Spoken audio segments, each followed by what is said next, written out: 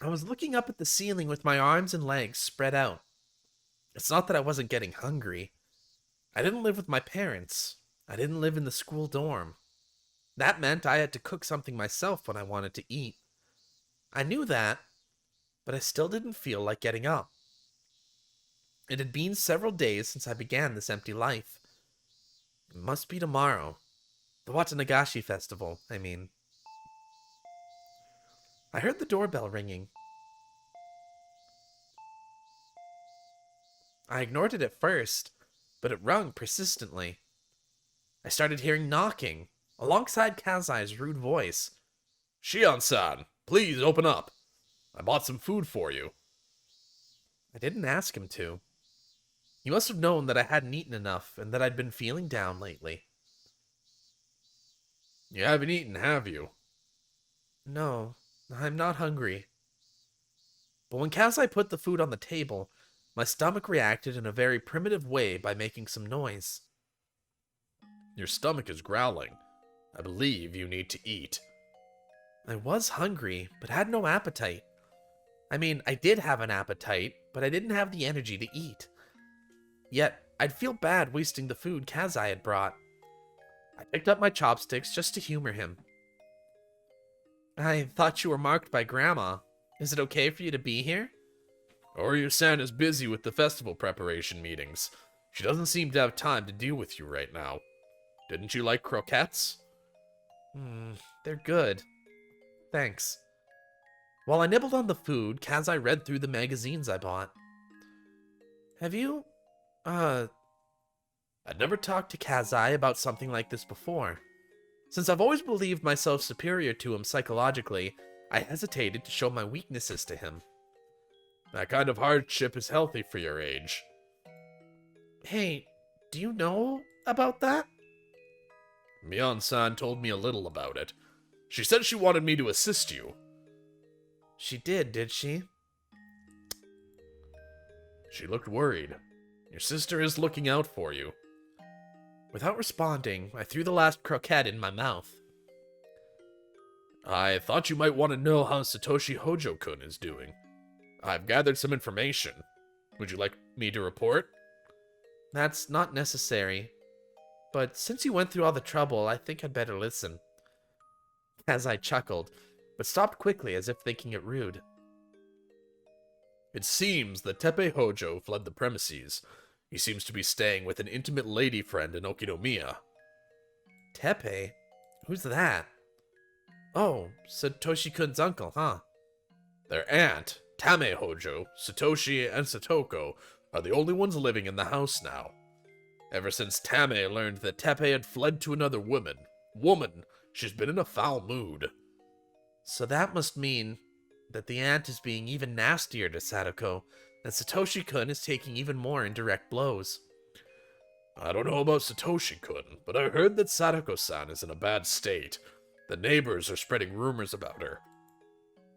If Sadako looks miserable, that means Satoshi-kun must be going through equally miserable torture. Can't you do something about that aunt? Doesn't anybody talk about punishing her? She's also one of the remaining Hojos, after all. The uncle is gone, so why not the aunt? The main Sonozaki family ruled against further harassment towards the Hojo family after the death of the couple. They say the police still might be staking out their house due to suspicions about the couple's death. Their deaths have been filed under Oyashiro-sama's curse, so the Sonozaki family thinks no further divine intervention is necessary? Kazai put on a faint smile. Come to think of it, it is hard not to suspect the involvement of the Sonozaki family in all the incidents said to be Oyashiro-sama's curse. Somebody strives to get rid of the hag's concerns on the day of the Watanagashi festival. Furthermore, the Watanagashi festival is going to be held tomorrow.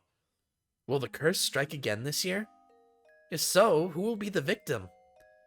Now that I think about it, there were cases of multiple victims in the past. The first and third year, it was just one, but the second year, the victims were a couple. So it wouldn't be too strange if two people fell victim this year. It seems like a good time. It'd be best for Sadako and her aunt to be the victims. Satoshi-kun will be freed from every source of his worries all at once. Kazai, do you know if this year's victim has been selected already? Does Grandma make the decision? If so, Sis should know about it by now. Kazai, do you know anything? Shion-san, I don't know anything about that matter. Well, that makes sense. That kind of secret won't make its way to you because you're just a small fry. That's true. I've never received any information regarding that from my connections. But as you know, the Sonozaki family has access to many underground organizations, which I have no channels into. Maybe I could try asking Sis about it, but she won't talk. She's strict about keeping promises, unlike me. If the hag told her to keep a secret, she'd take it to her grave. Damn. I hope Sadako and her aunt will go missing this year. Hey, Kazai, I just thought of that. Aren't you going to do something about it? Shion-san, you must be joking. Yeah, I'm just kidding. I took a glimpse at Kazai. It didn't look like he was actually going to do something to make my wish come true. I wasn't able to go to the village as myself, so I definitely wasn't going to the festival. I didn't care about that. Even so, I was interested in who was going to end up as the victim of the curse. If I just kept laying on this couch, playing hooky, somebody would fall victim in several hours. I had no clue why it had to happen every year, but I was certain that the hag was behind it. All the enemies from the dam conflict had been punished. Only the Hojo couple was left, since most of the other enemies had already gone. The cicadas were crying loudly outside. It made me feel hot. Why was it this hot and humid in June? If Oyashiro-sama was actually punishing people, I'd pray for one thing. I'd pray that the evil aunt would be punished, and I'd offer up Sadako as a sacrifice. It's hot.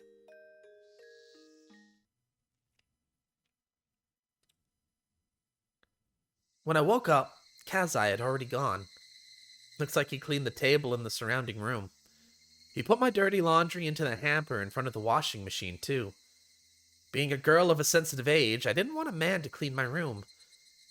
Well, I'd rather thank him than badmouth him. I looked at the clock. It was late afternoon. I had to go grocery shopping. There was nothing left in the fridge, and I'd be having just rice for dinner if I didn't go. At that moment, the phone rang. It must be Kazai, I thought. I did hope it was him. He could have brought more food, so then I wouldn't have to go shopping. While I was just being lazy, I didn't feel like going out at all. But it wasn't Kazai on the phone. Sis, where are you calling from? The house? No. I'm calling from a payphone, so I'll make it quick. Satoshi called me. Satoshi-kun did? He called you? It probably wasn't me he wanted. He called you, I think. It sounded like you wanted to apologize for what happened the other day, so I thought you should take the call. I told him that I'd call back because I was busy, so can you call this number? Okay. I was stunned for a second, but then recovered and wrote down the number on the back of a magazine. Thanks. I'll call right away. Good. He's been extremely stressed these days. I don't think he'll listen to me anymore, but I think he'll listen to you. She could have pretended to be me and handled his call, but she passed it over to me. Thanks, Mion. See you, Shion. Before she hung up, I put the handset down. Then, after a second, I dialed the number in a flash. I heard the dial tone 3 times, 4 times, and there he was. Hojo residence. He sounded like an adult. His voice sounded a bit tired, too, but it definitely was the voice I loved. I got scared. I was scared that he might become sulky again if I mentioned my name. I couldn't open my mouth for a while. Is that you, Satoshi-kun? Oh, sorry that I called you so suddenly. Are you okay now? That was the Satoshi-kun I knew. He didn't sound cold like the other day. Yes, I'm okay now. Good. After that, he went silent. I felt the urge to start a conversation. It wasn't fair. He was the one who called in the first place. Then, he finally spoke. I'm truly sorry for what happened the other day. I'm sorry too. You don't have to apologize, because I was the one in the wrong. If this were a face-to-face conversation, he would be stroking my head. It was sad just talking to him over the phone. I won't forgive those people who forced us into this situation. You might be close to them, but it was never you personally, so I wanted to apologize. No, please, don't apologize. I was selfish and didn't try to understand your situation very well. We apologized to each other a few times. Satoshi-kun, are you alright? You're working and you're under a lot of stress. Isn't that too much to handle? I quit my job since I have enough money now. You did? That's good. You don't have to push yourself anymore then. That's really good. Satoshi-kun tried to say something, but he dropped it instead. Sadako has it worse than me. Seems like it. Is she alright? Does she look alright to you? He suddenly sounded upset. I'd messed up. Sorry. I'm sorry. I'm sorry. I was so stupid. I'd ruined this miraculous conversation with him. Satoshi-kun didn't respond to my apology, so I stopped apologizing. She's been hurt so much, it's clear to see she's so torn up. And everybody abandoned her. Everybody did. I didn't. I tried to calm him down. I hated what I just said because of how hollow it sounded. I had no idea what to say next. I felt guilty. Satoshi-kun was desperate to protect Sadako from their evil aunt, but I'd wished that Sadako would die tomorrow because of the curse. I was trampling on his desperate hope. Sadako can't take it anymore, so... He cut himself off in the middle and went quiet for a moment. He must have been choosing his words carefully. Then, he finally spoke. His words sounded hollow. I mean, I wanted to have fun for one night. Eh? What do you mean? The Watanagashi festival is tomorrow, isn't it? I want you to take her there. Yeah, I can do that, but why? She's exhausted, so I think she'd be happy if she could get away from our aunt for even just one night. But why? Why? It's not that I didn't understand why he wanted her taken to the festival. What I didn't understand is why he was asking me to do that. Was there any reason he couldn't take her there himself? I had a hunch that he might disappear, so I kept asking. What do you mean, why? Why don't you take her yourself? He fell silent. Satoshi-kun isn't good at lying or keeping secrets.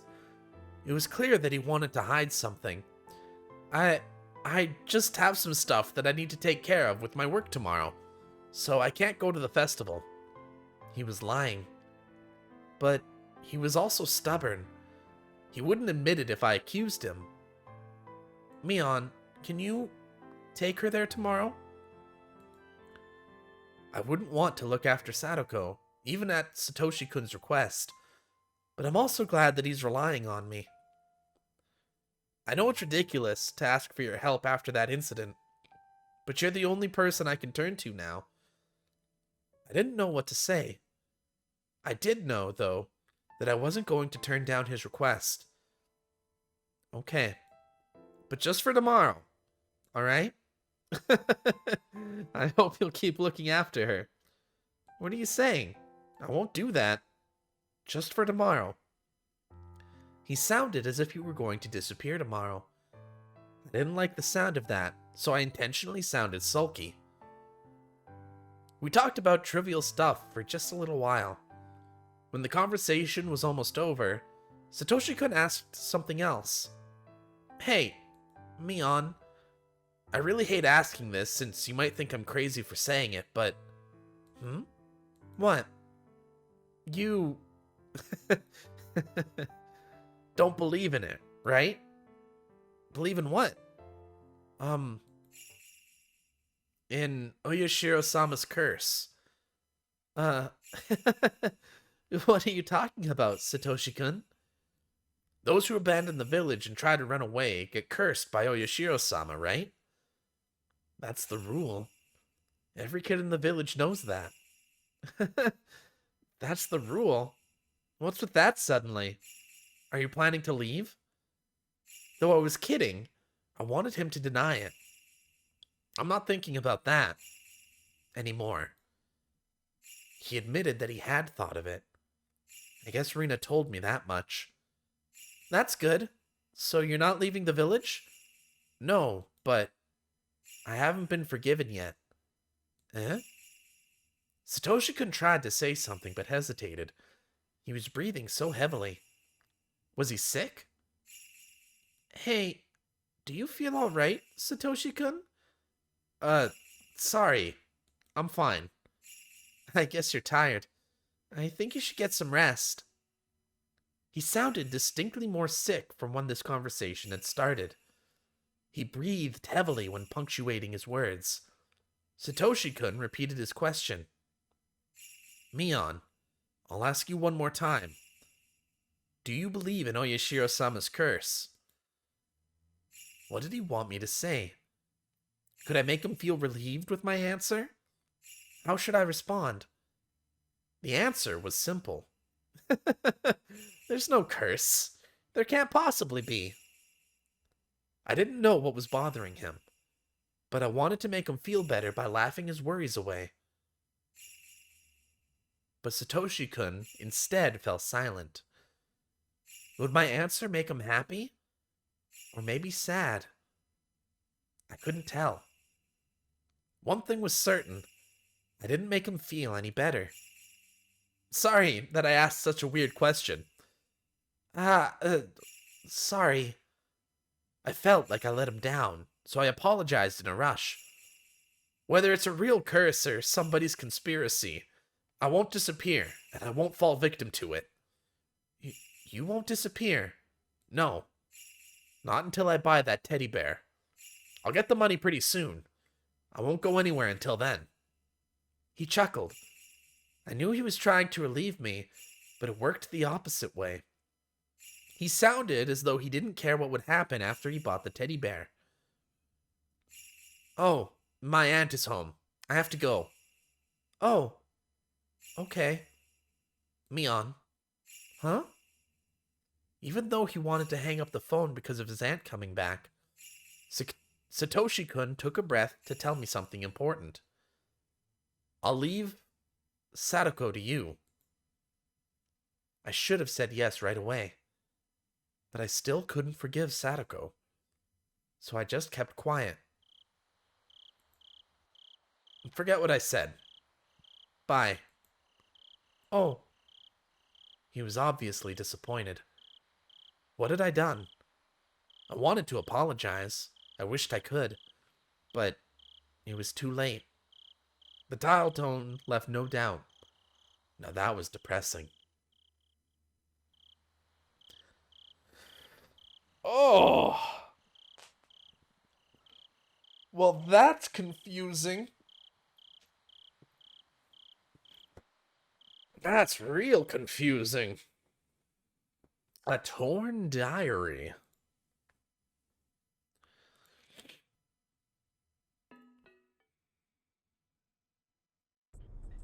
Somebody whispered to me from behind. They told me that I was going to be the victim of the curse this year, so I'm going to disappear soon. There will be nobody left to take care of Sadako. Somebody whispered to me from behind. They told me that I don't have much time. that I won't stay as myself for much longer. So I had to make the best of the days I had left. What could I leave for Sadako? She wanted that huge teddy bear. She wanted a peaceful life in which nobody would bully her. I whispered to the person at my back, "Bestow your violent nature and formidable strength upon me. I want your peaceful mind, filled with hatred." Oh. So that's really confusing, because Mion said that she took that phone call in chapter 3 when Keiichi asks when Keiichi asks Mion to take Sadako to the festival so he can kill her uncle. Mion reacts as if she's the one who took that phone call. So that means that we talked to Shion when we made that phone call? Which in itself opens up so many more questions. Why? Well, what does that mean? If we were talking to Shion the whole time? I don't know.